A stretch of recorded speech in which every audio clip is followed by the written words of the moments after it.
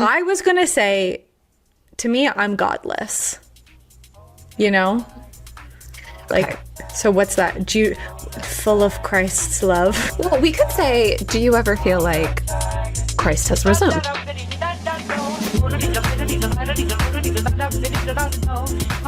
Stay close to the candles. The stairs can be quite treacherous. Phoebe. I'm Jacque. And welcome to Do You Ever Feel Like? Where we ask the questions everyone's thinking and no one's answering. First, I would just like to say that I have slayed this Monday. Yeah, you're really enjoying your Monday. I'm really enjoying Monday, and I've been listening back to back to the Bangles song, Just Another Manic Monday. Yeah. Did you know that song was written by Prince? I hate that song. Whatever. I've been listening to it over and over. I don't really care. You hate that song. And I've been thinking about how artists get all obsessed about saying certain things, you know? And I'm like, this song and whatever about pop culture, like most pop culture songs are like, most pop songs, what are they about? Nothing. You know what I mean? Mm-hmm. But I'm like, this is a very good example of this. Like, this is just a song about a Monday. I mean, all of Prince's music is like, so... I mean, I see what you're saying. All of Prince's music is so insane. I also feel that way about the B-52s. Yeah. Like, what are the B-52s on about? Roam if you want to. Yeah. You know? And it's like, why are we so obsessed with saying something? Why do we don't have to say anything. We can just say it's Monday. And you can like write a song about Monday. Yeah. I just like that song only because I have this category of music that, I don't know if I've ever described this to you this way. I call it songs that people sing. And it's not the music's fault. It's, I mean, also, this is one of my favorite lyrics ever. Sloan, Canadian rock group. Sloan, shout out to the Junos. Happened last night. Mae Martin, where are you? Joni Mitchell, you're in my city. What's going on? Anyway, it's not the band I hate. It's their fans. And like this overused songs, especially for emotional manipulation, I'm not into it. When is that song used as emotional manipulation? People are always using it and like it's Monday, like let me do that. Let me play this song on a Monday. Yeah. Like in like a show. Oh. It's like grow up. That's weird.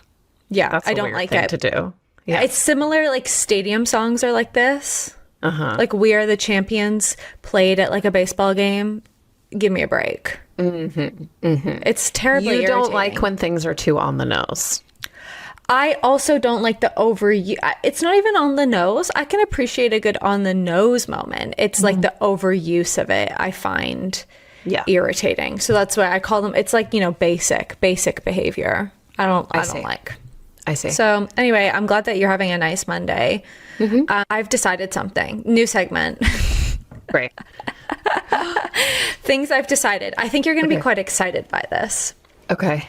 So I've decided a couple of things. Mm-hmm. The first thing being, well, this isn't even a decision. I'm getting a tattoo tomorrow. I haven't gotten a new tattoo in a very long time. Mm-hmm. By a very long time, I mean a year. You get one like every year or no? I was getting one like multiple tattoos every year since I was like 18, pre-pandemic. Mm-hmm. And then obviously you couldn't get tattoos for a while. I probably had like a 2-3 year break. Yeah. I got a very large tattoo, had a very bad experience, took another break. Mm-hmm. And I feel like I've been like dipping my toe back in to the waters once more. Right. But I've decided, I don't even know if I've fully decided, but I've wanted to, I really don't like, I don't like a handful of my tattoos, but I kind of am just thinking, I'm too far gone to really do anything about them. You have committed so much of what is going on, of the landscape like to tattooing that like, what are you going to do? I don't think I can really get them removed at this point. No. Like, it would look insane. You would look insane. I also think I would look insane too. You would. I can't imagine, like just bare legs would be weird. Oh, I don't even mean that. I mean, like, what happens to you when you get each removed? Also that too. I then think it like would look looks very weird. good. Yeah, especially with as many as you have. Exactly. Yeah. Mm-hmm. So because I was wondering, like, what does Pete Davidson look like? I can't look good, right? Because didn't I he never get want like to all think of about his what that man looks like, period. nude Pete Davidson? I was like, you know what image came to mind? The naked mole rat from Kim K. From Yeah, Kim Possible. exactly. Kim It's K. similar. Kim K. I wish. My Hey, I brain. wish. Everything's Kardashians. Yeah, but Exactly. I've been thinking. Yeah, I just like I'm too far gone, and so my strategy has just been a more is more, which is my strategy in life, you could really say. Right. Is a more is more tactic. But I have decided, I think I'm gonna get my bicep tattoo, my like big one, either lasered off completely, or because my thought has always been to like kind of fix it, Okay. because it's like just black line work. Right. So my thought has always been to like color it. And I've like talked to a couple of artists, and it's never really like, it's very doable, they'd said, but nothing is really, I don't know like what I want the look to be. So, but I was talking to a friend, and she just got hers lightened, like a single laser session essentially, and then a cover up over top of that. So that's what I'm thinking. For which one is this? My like mom flowers, like my big one on my bicep. It's just very, I think, so here's what I've decided. This is what I've decided. I've decided that being in your 30s is about actually paying for tattoos. Okay. Yes. Because the majority of my tattoos are done by somebody with a tattoo gun that I know. At a party. At a In party. a basement. In a basement. Yeah. So I think we're not doing that anymore. Nope. That's one. And I think we're also fixing the things on our bodies, because I feel like I look like somebody I'm not. Here's how I feel about tattoos. Go back and listen to our tattoo episode, right? Do we have a tattoo episode? Yes. This season. What? Yes. What? We fully have done a tattoo episode. Anyways, you know my thought. Like everybody who's ever said to me, I want to get a tattoo, I'm like, okay, you will never think about it again. You'll think about it once you get it. And then it's like buying or getting anything else. You'll forget about them. You'll like, until somebody points it out again.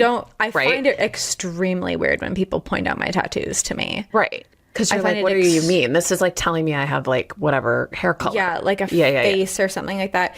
But this is so crazy to me. I cannot believe we have a tattoo episode. I'm like scrolling right now. Wow. My brain is not much. This season? Sorry, I feel like it was. Or like the end of maybe last? Whatever. Anyway, I trust recent. you. I mean, I've said this to you before. Someone could really gaslight me quite easily. I have no memory. Anyway, so yeah, I've just like, I think if I had like a child and they said to me like, I want a tattoo, I would be like, don't. Like, wait until you're like 30. I mean, this is the thing. We grow up and then we realize why everyone was saying these things to us. No one okay, that's nice. No one said not to. No one ever was telling me not to. No. Oh, really? Oh, I find that fascinating. Yeah. No. Your mom's like, I'm going to go with you. My mom, the only time somebody ever said anything to me was I wanted to get my nipples pierced. Really regret not doing it. That's like a big regret I have. But the healing time is so long on that. I could just never deal with that. And my aunt said to me, "You're tender flesh." She said, "Oh, you're tender flesh." So that's the only time anyone ever said anything to me. You've seen my family. Yeah. I'm like probably the least tattooed person in my family. Yeah.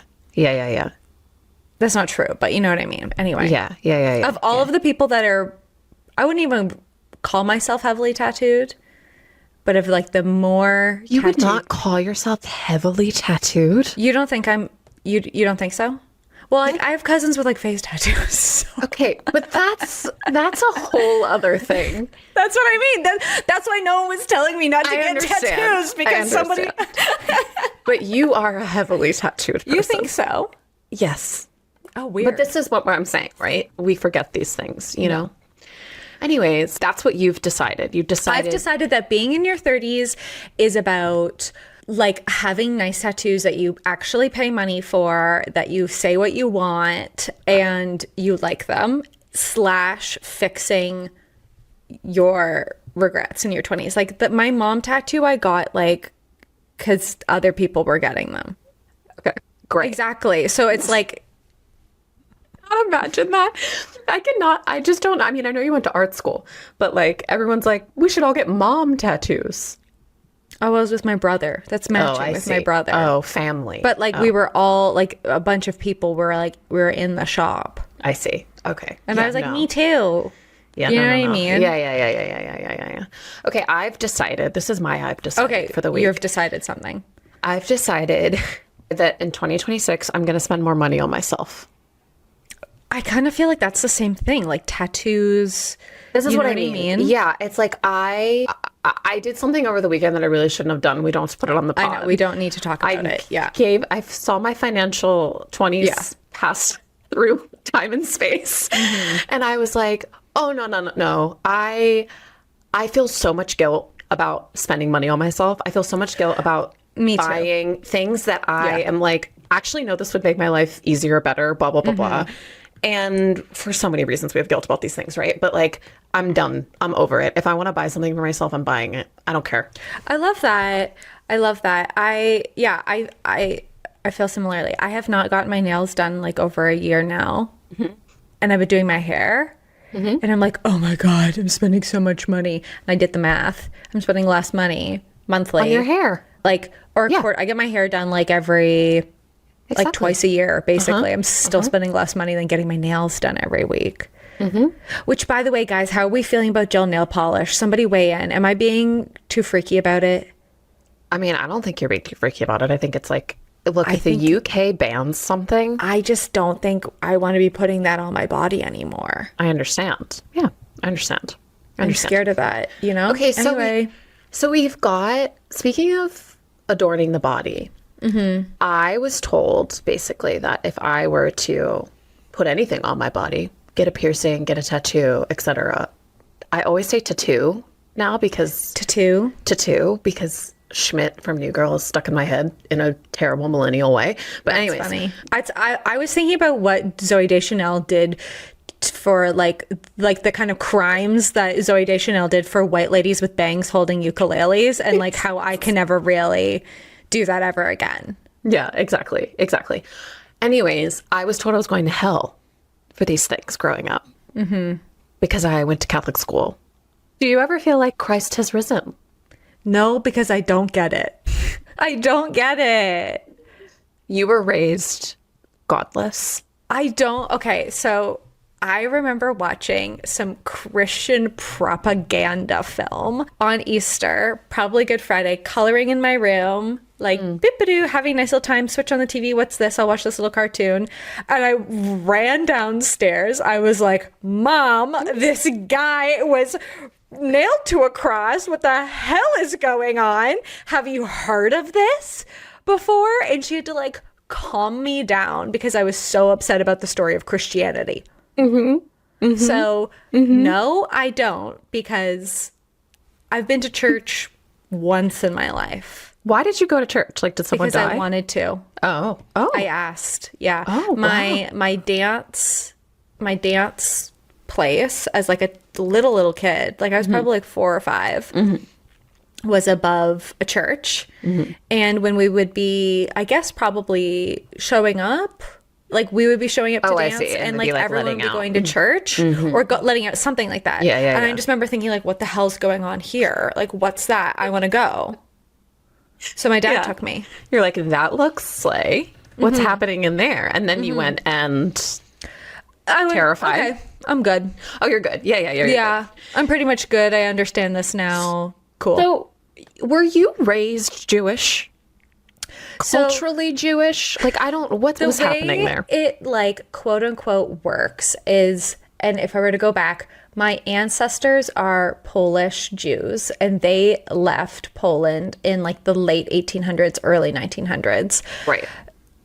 My Jewish ancestry starts on, it's my great grandfather was Jewish, but he married a Christian woman. And so like in the Jewish faith, because she didn't convert, I'm not technically Jewish anymore. But matriarchy, etc. But well, it's kind of a fucked up reason. I mean, we don't need to get into Judaism today. Okay. But so I like my grandma kind of like what's the word, like I don't know, like that was like a part of her that she enjoyed. My grandma's last name is Fleischer. You know, like that's a Jewish last name. It's a Polish last name. Yeah. And other people, like the Fleischer side of her family was practicing, but like my grandma's family wasn't. So it's kind of like a weird, I mean, Judaism is funny in that way because it's like you either are or you aren't. It's not really like Christianity, you know. I feel like it's like a little bit more black and white sometimes.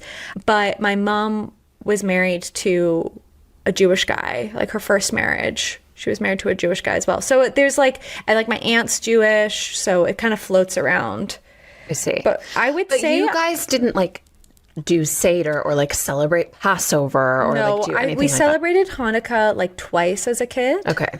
And I think that was because of my aunt. But I've been to a synagogue more times than I've been to a church. Okay, so this is kind of what I want to talk about in the sense of like Catholicism and Christian. Well, I'm coming at this from a feeling of Catholicism, or from the perspective of Catholicism. I was raised Catholic, so Catholicism is within Christianity, right? That's so confusing. That's my perspective. Just like if you're Episcopalian, or you know, there's a million different. Pause. I don't get any of that. Okay. I don't get any of that. What are you talking about? Yeah. You know, that's how I feel. Anyway, but we can keep moving. I just evangelical, like, Episcopalian, people say Catholic. Things, and I go, okay. Right. So I was raised what I would call culturally Catholic. And kind of similarly to what you were saying.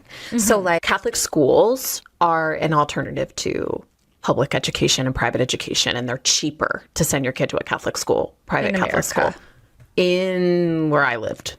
I don't know if this is an across the board thing. So most of the schools that I went to were part of the Archdiocese of Washington because they're cheaper.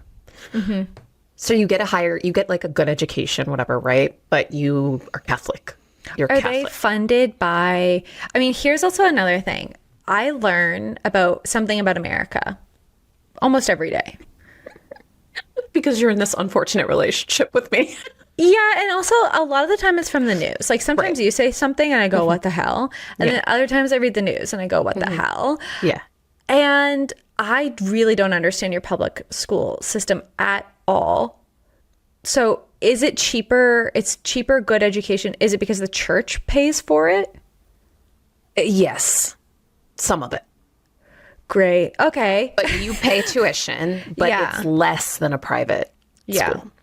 So anyways, so I was raised culturally Catholic, and also culturally Catholic, it really just has to do with class, to be like totally honest. Like I feel like the more, I don't know, theologians ring in, but like the theologians, whatever, the more like truly Catholic you are, I would say, the less it's like more people who are like more lower class are like, these are the true Catholics, right? That we're talking about, right? Well, that's just true because of the Church of England, right? Exactly. Like if we were to look at like one of my favorite topics, shall we talk about it? We probably don't have to, is Scottish sectarianism. It's fascinating. Yes. So if you're kind of like culturally Catholic, it's like giving Kennedy, right? It's like giving like waspy like vibes to be culturally Catholic. Like, do you go to church every Sunday?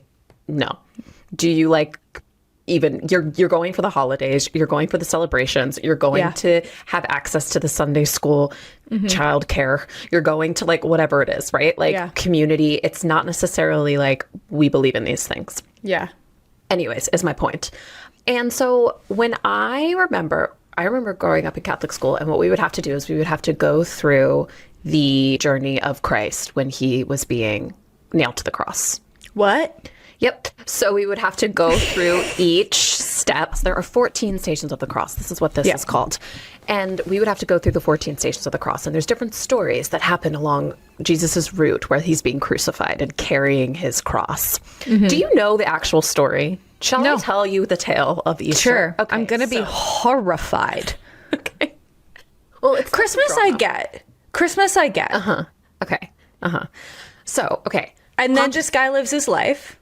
He has a bit of an era. He has like, he becomes a carpenter. He discovers that he's got all of these like abilities to like heal and gather people. Really thought you were going to say gay. Really thought you were going to say gay. He discovers he's gay. He comes out. He moves to the village. Like. Okay. So Pontius Pilate is like governing. Right. And he's all like, okay, I don't like this Jesus guy because like Jesus is like gathering the people. Jesus is helping everyone out. Jesus is like clothing the poor. Jesus is like assisting the sick. Jesus is like talking to the prostitutes. And he's like, I don't like this. So Jesus is having like a meal with his disciples. This is referred to as the Last Supper. Okay. And they're sharing bread and wine and blah, blah, blah, blah, blah. And Judas. Yes. Is there.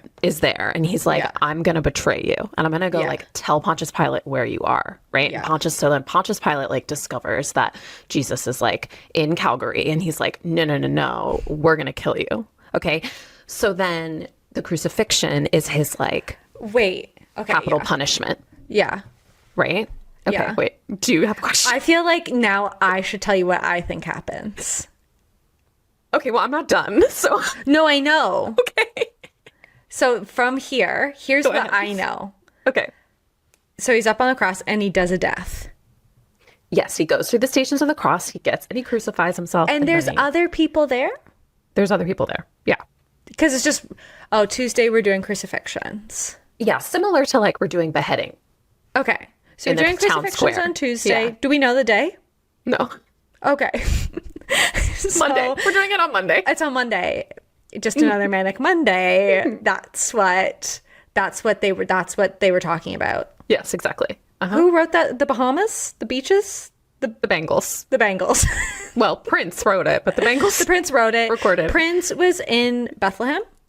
Calgary. All right. Cool. Anyway, I didn't know you said that. Calvary. Okay. Calvary, I think. Crucified at Calvary. Which I don't know. I guess that's in Bethlehem. Whatever. Sure. We don't know. Okay. We don't know. So then he does a death and then they put him behind a rock. Yeah, a tomb. They entomb him behind a rock. Now, is it important who put him there? Don't know. Just regular death. No, they they took down his body. Okay. They put him in there. Then they go to the rock a couple of days later. Now, it's at the end of Lent. Right? It's at the end of Easter. Is Easter... Does he die? He dies on the Friday. Mm-hmm. Right? And he rises on the Sunday. Mm-hmm. So, So we do know it was a Friday. 48 hours later. Okay, so we do know. We found out. Yes, don't worry, guys. Jacqueline and I are on the case. Yes, okay. It's a Friday. Mm-hmm. Sometimes I get really irritated when people sound stupid. And then I go, Phoebe, it's you. Anyway... So then on Sunday, they go to the rock and they're like, where's Jesus? I thought he was here, right? Yes. Okay, so that's as far as I know. Did I get it? You did. Yeah, you did. Exactly. Am I missing anything? Well, he was so he's sealed in this rock, this large stone, which is guarded by soldiers, by the way. And then on Sunday morning, as you said, Mary... women of Calvary, which is in Jerusalem. Mm-hmm. Once again, we're on the case. Find this tomb empty, including Mary Magdalene. Okay. So then people are like, what the hell? The tomb is empty. Where is this guy? Where's his body? Yeah. Okay. So then over the next 40 days, Jesus starts to appear to people in form. In body form, they see him with nails pierced in his hands and proof that once he was alive and he went through the crucifixion, and then he starts to carry on his teachings. He lines up his disciples. He's like, okay, guys, I'm gonna peace out, but I want to make sure that you're all good to go and you can spread the word of God before I peace out. Then I'm gonna ascend. Then he ascends into heaven. But he's like, don't worry, I'm going to be back. Okay. So he's dead, but he's alive? He died and he came back to life. So he's not dead anymore. No.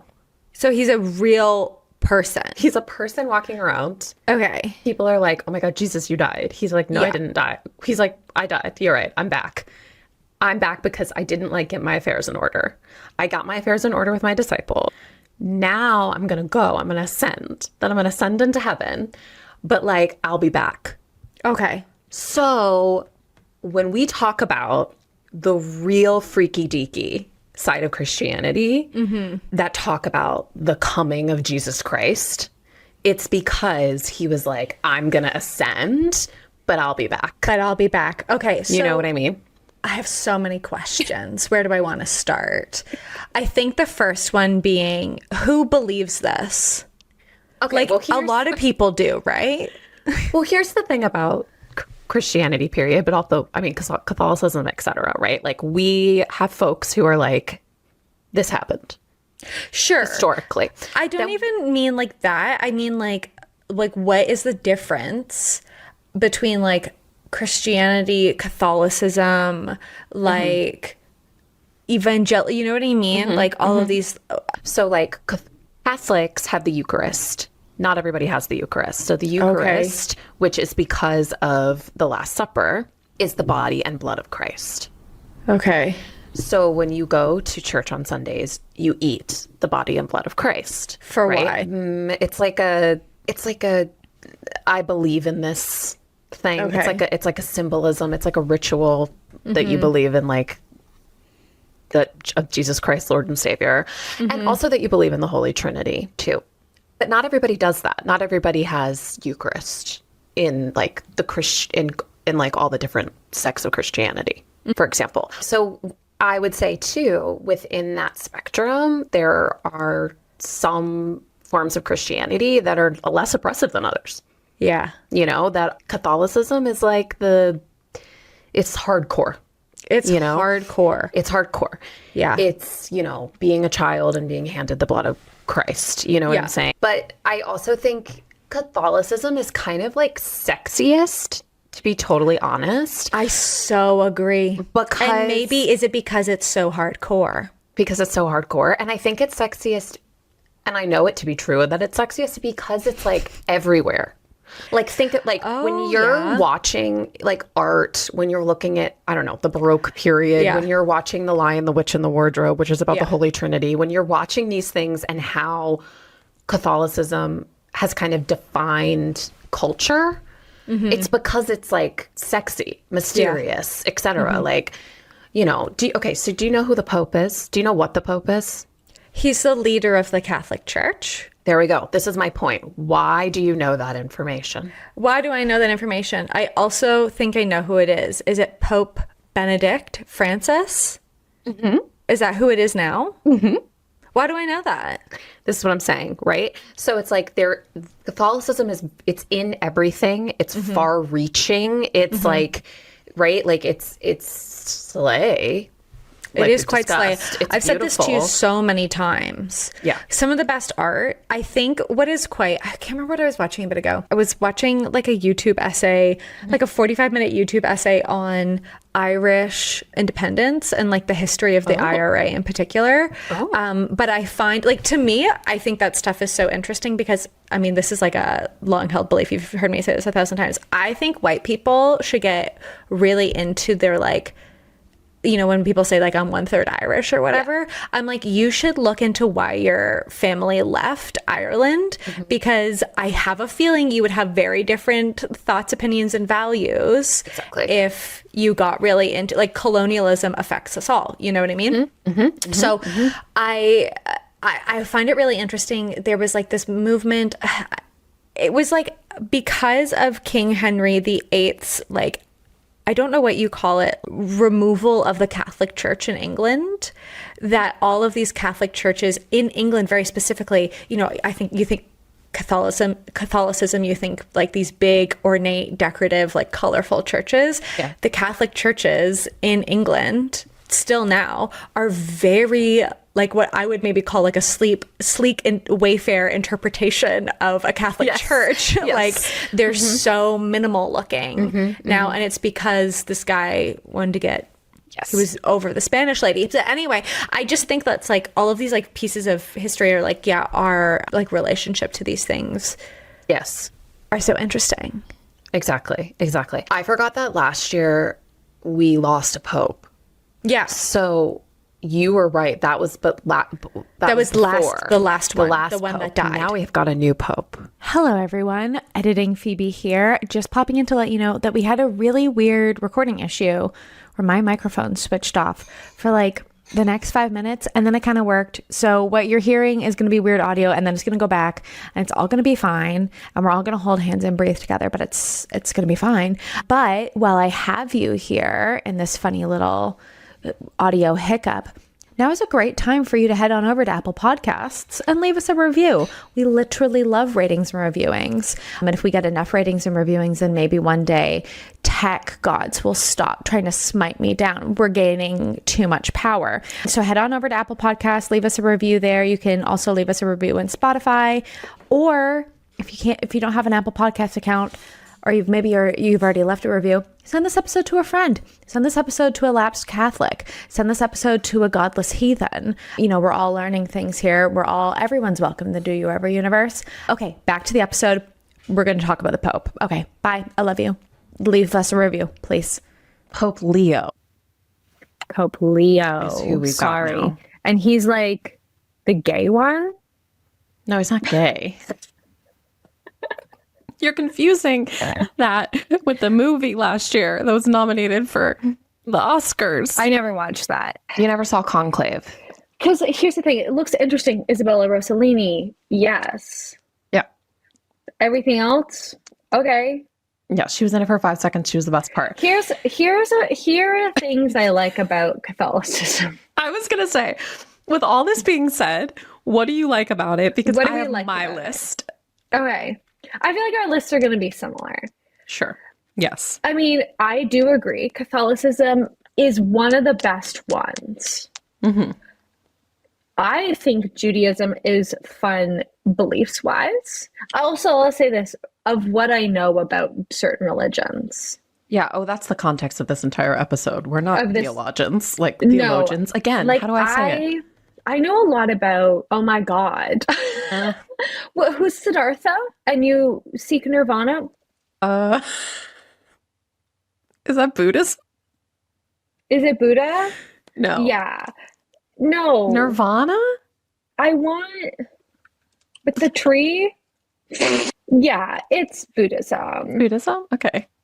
He sat under the Bodhi tree and he became the Buddha. Okay. I know a good chunk about that because of my art history classes. And I feel like I could maybe tell you a little bit about Islam. Yeah. Petite, similarly because of art history. Right. But I don't really know what people believe and things. Right. So extreme outsider's perspective, I do really feel like Catholicism has got some of the most fun stuff going on.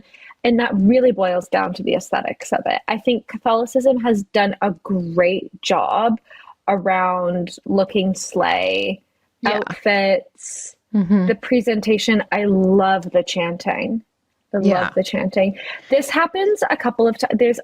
I can't remember if it was David Farrier's Dark Tourist show. There was like a really good like travel Netflix show, and by really good I mean it was a couple of years ago, that did like different, like I think it was dealing with death very specifically. And so it went to like a bunch of different communities in the world, and I don't know who this was, but it was a South American community that I think did death in a great way. Where they're like hoisting the body around. That is like, parading, if any screaming. kind of ritual, I love that stuff. And I think is appropriate. Right. Exactly. Reaction to things. Right. Okay. So you love... I love theater. I love theater. I love outfits. I love costumes. I love a scene. I love lighting design. And I love a full sensory experience, where I think Catholicism does a really good job. That incense ball whiffing around is really quite hilarious. And props. An olfactory moment. Yeah. I think Catholicism has a lot of capitalism wrapped up in it. So I think it's very fun time. Right? So they do a great job. We're selling something, you know what I mean? Yeah. When we're selling Catholicism. Absolutely. I mean, I did not know why I was eating the body of Christ, but I looked great in my Holy Communion dress. You know what I'm saying? I have a question. What's with that? What's with Mary and God? What's with Mary and God? What's with the body of Christ? And what's with the... Okay, also, I never know what people are called. The priest? Priest. Yes. The priest putting it in your mouth. Oh, I mean, this is the thing, right? Like the dark underbelly of Catholicism is all this creepy stuff, right? And like, you know, pedophiles. So. Pedophiles. So. Shall I?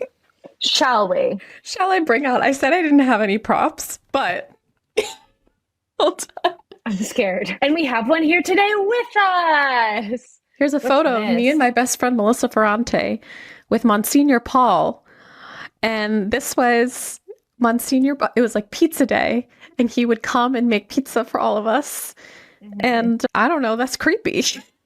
Yeah, I don't like that at all. I don't like that word, Monsignor. I don't like that word.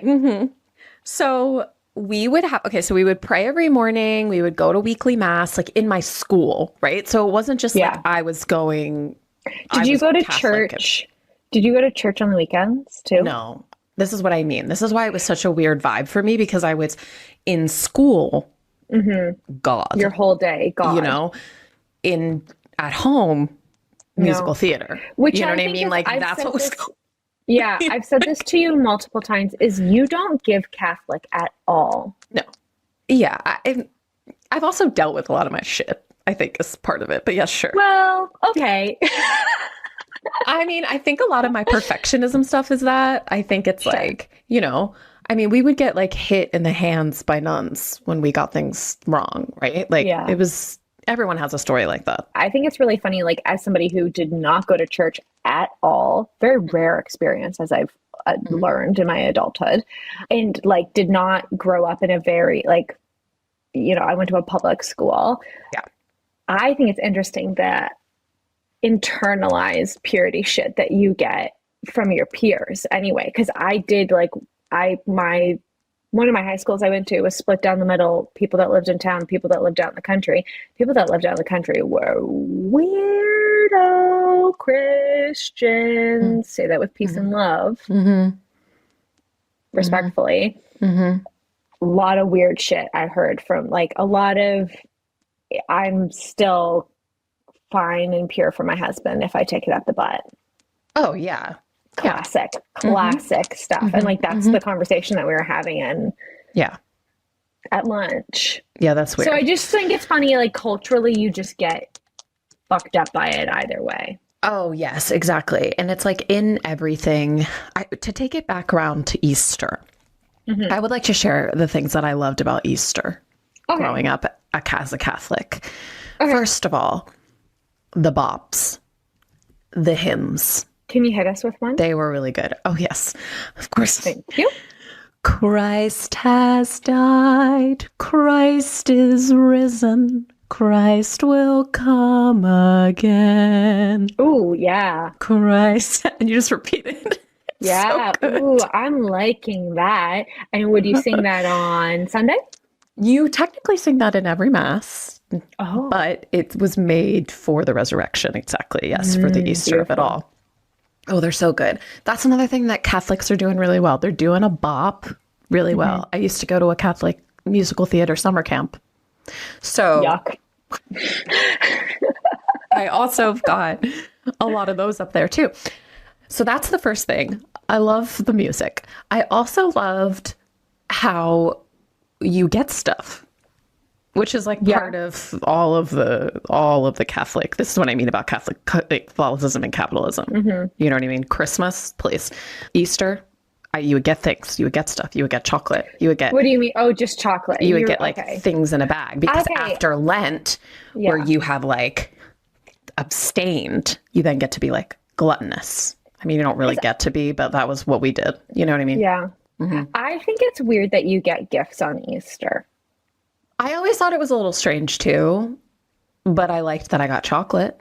Can I also say something, sidebar, maybe not sidebar, related, not related? I think it's weird that people give their children Valentines. That's a fucking holiday. People give children People give their children Valentines? Yeah, that's a sex holiday. Well, Saint Valentine, that's a Catholic holiday. Valentine's Day. Yes, I know. That's why I was thinking about it. I just think that's like a holiday for fucking. Yeah. And why are you giving your kids Valentines and why are you giving your kids presents? I think it's weird. Yeah. I also think it's weird that kids do Valentine's exchange. I don't think that's weird. I think that's fine. But it's a holiday for fucking. Sure. But I think it's fine. I think that's fine. Okay, but one Valentine, not the whole class. You want real romance happening in first grade. Yes. That's what you want. I understand. I get it. Yeah. Anyway, I just think the presents is weird. Yeah. I really loved that I got treats and chocolate. That was always fun. I liked the Easter egg hunt, which, by the way, is not secular, has its ties to Catholicism as well. Say more. I think it's the feast of, I don't have the actual name. Basically, I love all the feasts. There's a love lot all of feasts. Yes. Shout out to Dan Savage. He's trying to bring back Feast of the Ass. Between Christmas and I think Valentine's. I think it's like January something, Feast of the Ass, so that you kind of get ready for Valentine's Day was his thinking. Okay, so the eggs are supposed to represent like the last, like the 12 final days of Jesus. And it's like you hide 12 eggs or like you hide 12 objects and then people go and find it and like represents like the between like when the beginning of Lent starts and then like when he dies, basically. Wow. So I really loved that. I loved going and hunting for things. That was always fun. I liked that you get to get dressed up in my Easter outfit. That's another thing. You know, everyone slays in their outfits. Yeah. And personally, you know, when we talk about gowns, when we talk about garb, when we talk about accessories, you know what I'm saying? I really liked the Easter colors that like the priest and the altar boys wear, things like that. We're really embracing some pastels. You know what I mean? We're getting into the spring of it all. That was always great. Yeah. You know, the church always looks most beautiful in Easter as well because the flowers, they're better than any other part of the year. There are some, regretfully, it's some of the best flowers that we get are the spring flowers. And you know why? Because they look yummy. Don't you just want to bite into a daffodil? I mean, you can. Can't you eat daffodils? Hey, guys, don't listen to us. Do not listen to us. I think maybe what also makes Easter so great, and because of spring, it's a horny time of year. Yeah. It's a horny time of year. Everyone's getting it on. And that's good. Exactly. I love spring for that very reason as well. Okay, taking it all the way back, love Lent because it starts out with Ash Wednesday. And you go and you get the ashes put on your head. I always loved that. We got out of school for like 3 or 4 hours and we would go to the Ash Wednesday Mass and then you would leave and then everyone had like... What is that? And when is that? It's the beginning of Lent. You have Palm Sunday, then you have Ash Wednesday. How many days is Lent? 24. For why? Because it is. I don't know. But there's like why you just are sad for 24 days until Jesus dies. Well, it's all based on like the stories of the Bible. So it's like Jesus arrives in Jerusalem. He's like, we're going to have like Palm Sunday. We get out our palms. We start waving them around, right? And then we have Ash Wednesday. It's like all reflective of the stories of the Bible. So much. You know what I find funny too is like why there, you know, what stuck around. Because like Feast of the Ass hasn't stuck around, you know? No. And then, like, this is really sad and depressing, but I did like the Stations of the Cross. So the Stations of the Cross is when we would go through to each station and talk about the suffering of Jesus at each thing, right? And there's one really good Station of the Cross. I want to say it's 7 or something like that, where he's like really getting to the brink of death and he like starts seeing spirits and things. Ate it up. But our Stations of the Cross, they would turn off all the lights in the church and we would have to go through each station. And it was like a recreation of the crucifixion of Jesus. Yuck. Yuck. I don't like it anymore. Well, I mean, it's really sad.